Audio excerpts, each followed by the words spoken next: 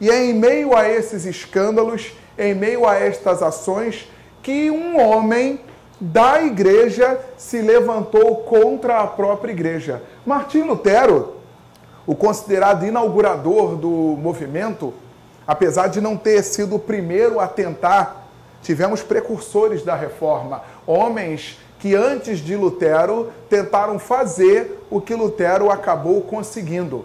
Homens como John Wycliffe, na própria Inglaterra, ele era da Universidade de Oxford, na Inglaterra, ele no século XIV, ele tentou manifestar-se contra a Igreja Católica e não conseguiu promover a ruptura.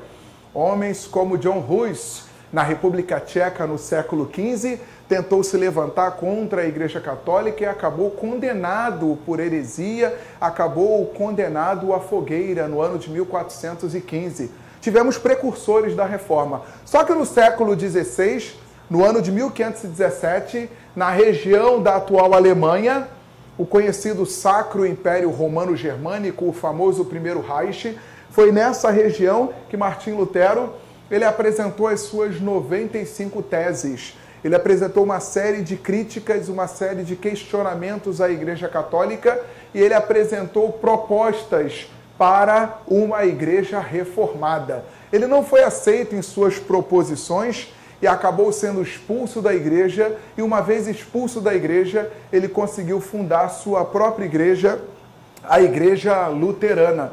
Lutero defendia coisas como o fim da venda de indulgências, Lutero defendia a salvação pela fé, rezando somente, não tem que pagar.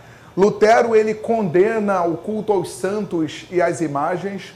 Lutero condena os sacramentos da igreja, os chamados 7 sacramentos da igreja.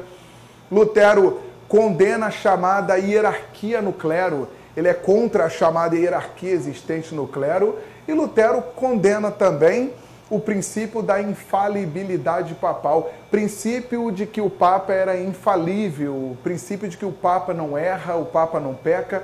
Lutero se levantou contra estas coisas. Ele atacou dogmas, fundamentos, preceitos, ensinamentos multisseculares da Igreja Católica. Não foi aceito em suas proposições.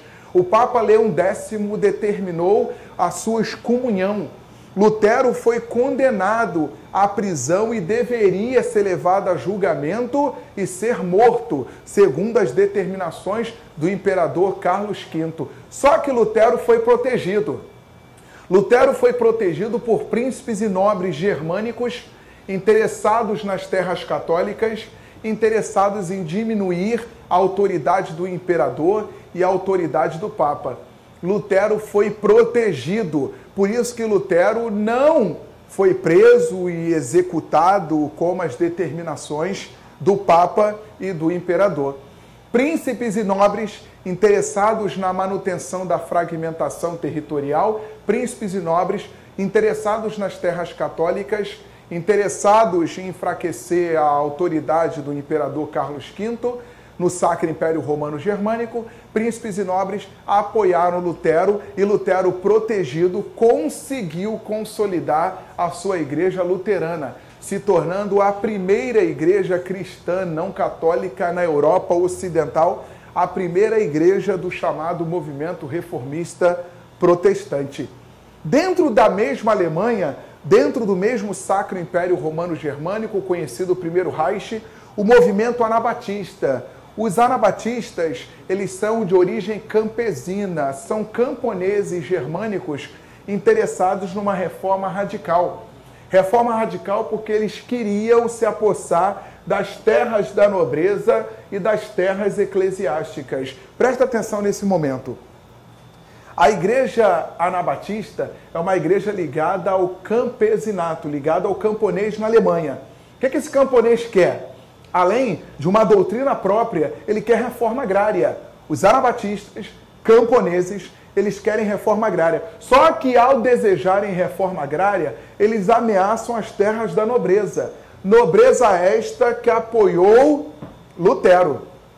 Então, presta atenção nesse embate, porque ele é importantíssimo. De um lado, a nobreza luterana, apoiadora de Lutero. Do outro lado, os camponeses anabatistas que querem as terras católicas, as terras da nobreza, em nome da reforma agrária. Adivinha qual foi o resultado? Quem ficou com as terras católicas e manteve suas próprias terras? A nobreza. Só que para isso os camponeses foram massacrados nesse contexto.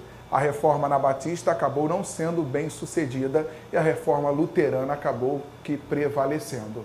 Ok?